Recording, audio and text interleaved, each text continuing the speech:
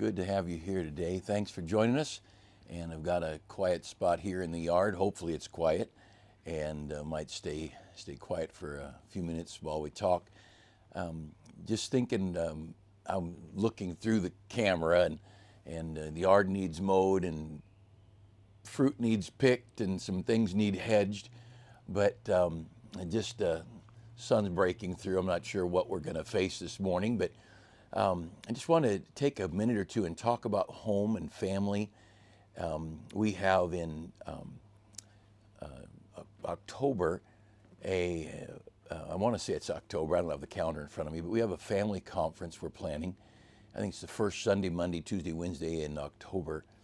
And just talking about the home and the family and what a precious commodity our families are, and how neglected the home is today. We're wrapped up far too much in education at a classroom, and I'm for school and I'm for college to an extent, but some of the finest people I know don't have a college degree, and some of the best Christians I know would have little classroom learning, and yet they learn skills, they learn service, they learned to do things that are very valuable to mankind. And you put all that together and you have paychecks and stability and happy homes. And so I feel like we've neglected in our homes our children. And in Proverbs it says, train up a child, train up a child in the way he should go. And it can get warm out here with that sun coming out. But it says, train up a child in the way he should go. And so we most certainly should train our children in the right way, the way they should go. And yet there's so much about training a child, and no school teacher can do that, not like a dad and mom can. And God put dad and mom together for a reason. And so we ought to choose our spouse wisely, prayerfully, people with like mind, people with like goals and visions, people with the same family values. And then, of course, we ought to, as a husband and wife, labor to have a good marriage so that together we're pointing our children in the right direction. How can I train up a child in the way they should go if my marriage is at war, or worse yet, that we split up?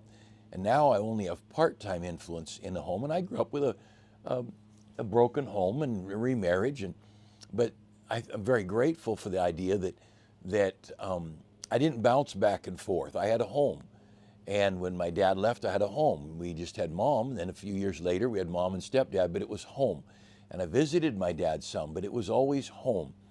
And there was a thrust of training honesty and integrity and hard work and learning skills and things that helped give me the last 50 years of life that have allowed me to have some measure of usefulness, hopefully, to mankind. I'm not worried about success as far as dollars and cents, but we look at the Bible and the commands of God, and he says, he talks about in Ephesians how very important it is.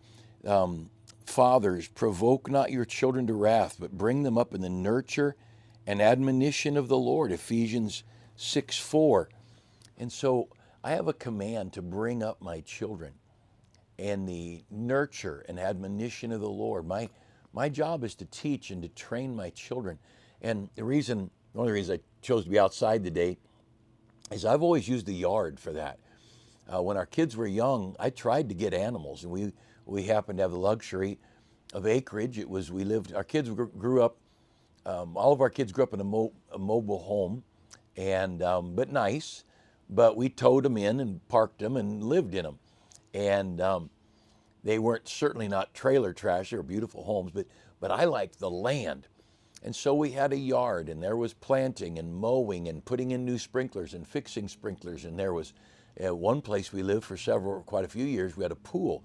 So now the kids learned to clean the pool and clean the pool pumps and vacuum and brush the pool and how to take care of that. And we had animals. We had ducks at one time, and that was a bad thing with the pool. They love the pool, and they make such a mess.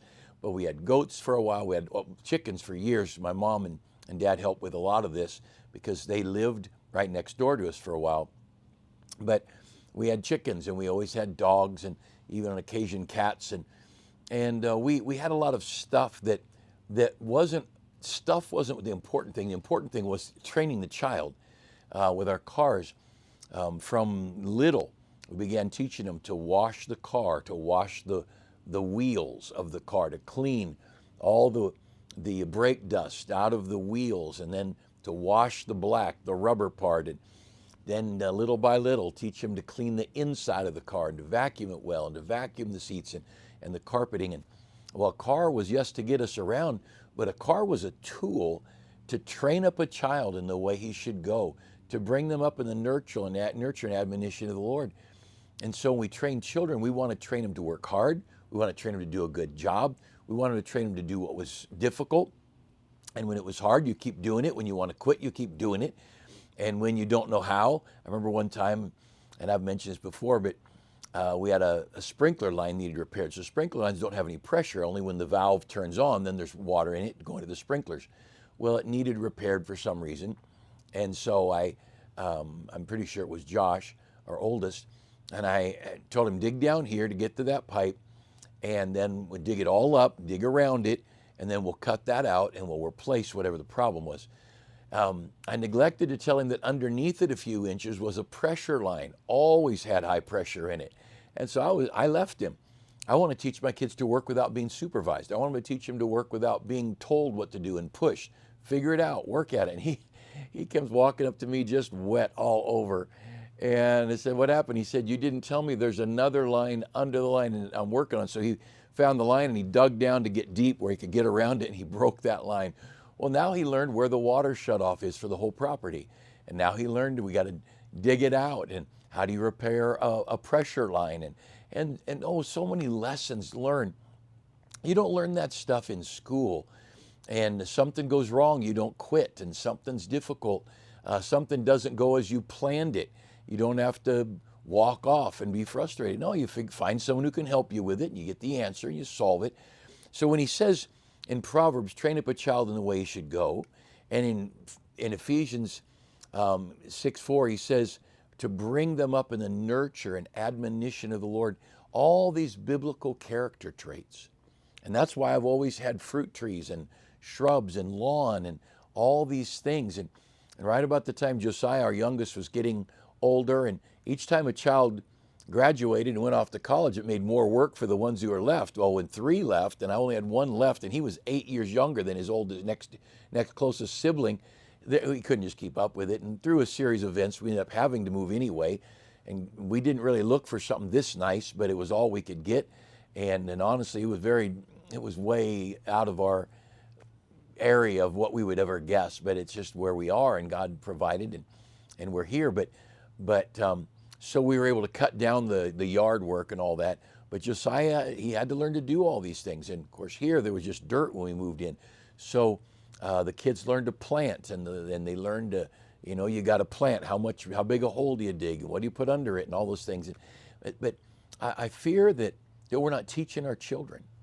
We're not teaching our children to clean a bathroom, to clean the kitchen.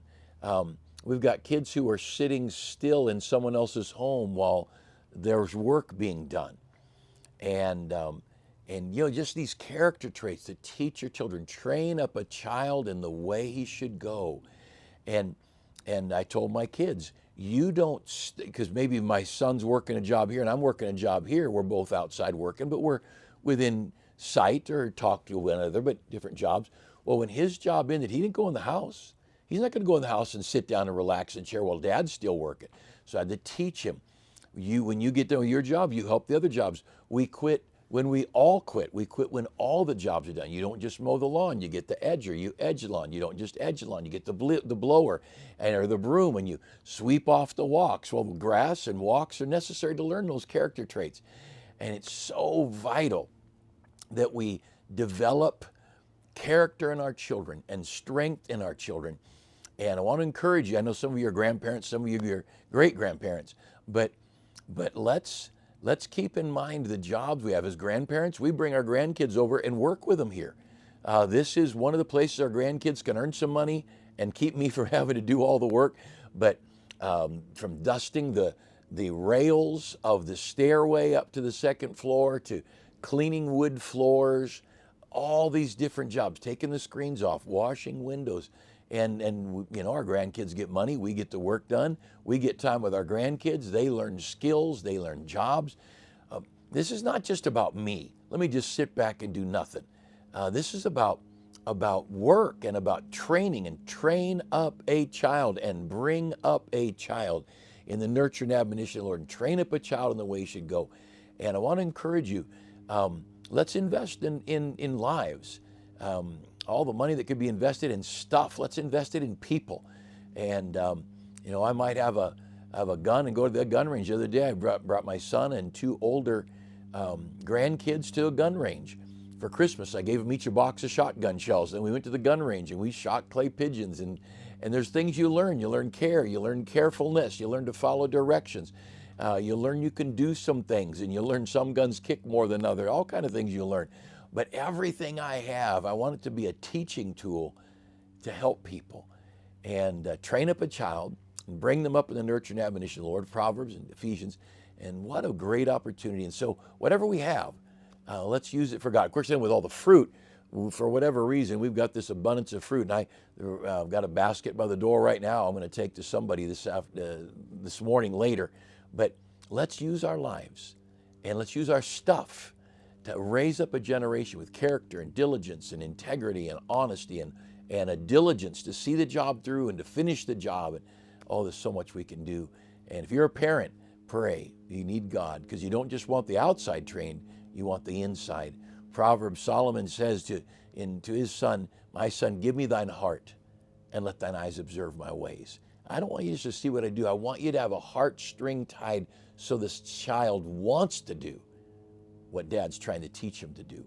Makes all the difference in the world. Hey, I hope you have a great day. Thanks for joining us.